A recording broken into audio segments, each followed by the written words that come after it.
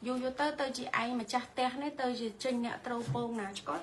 trong tay tới này giấy tha trong po tập po miền nam bắt bị phun prey chăn bị cái lái xanh để trong mình bắt cứ trong mình này giấy tè phụ viêm mến chỉ cái lái bọc trong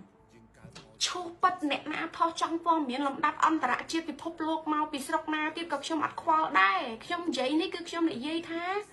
nơi phun prey chăn mình điên ca chú trai tè phải chia parote trong tranh bọ sai tè pon cho mình phun prey chăn tam cái này phê hàng lớp po đặt caption tha phun prey chăn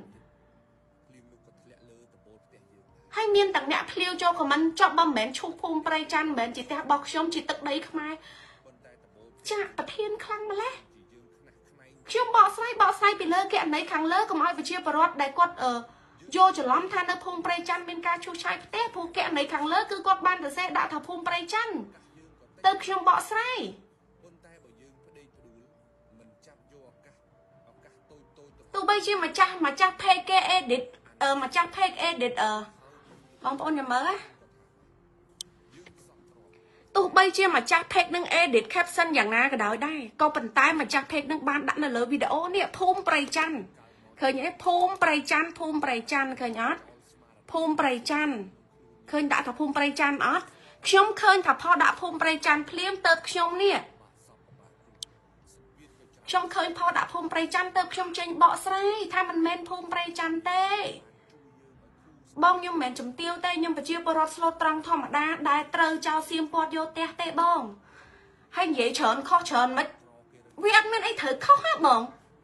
ឬមួយក៏ខ្ញុំជាម្ចាស់ផ្ទះអត់មានសិទ្ធិក្នុងការចេញមុខបង្ហាញថាគេអណីខាងលើផុសថាភូមិប្រៃច័ន្ទគេឈូសឆាយហើយមិនមែនជាការពិតឬមួយខ្ញុំជាម្ចាស់ផ្ទះគ្មានសិទ្ធិក្នុងការបង្ហាញឈ្មោះផេករបស់ខ្ញុំ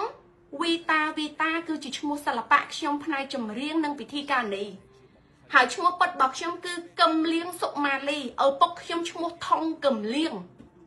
នៅភូមិប្រៃច័ន្ទឃុំអូបច្ចុនស្រុកអូជ្រៅខេត្តបន្ទាយមានជ័យតិចយកទៅផុសលាពណ៌ថាខ្ញុំនឹងស្អីខាងនយោបាយអត់ទេបងសុំតែសុកទេលើកមករៀមដៃ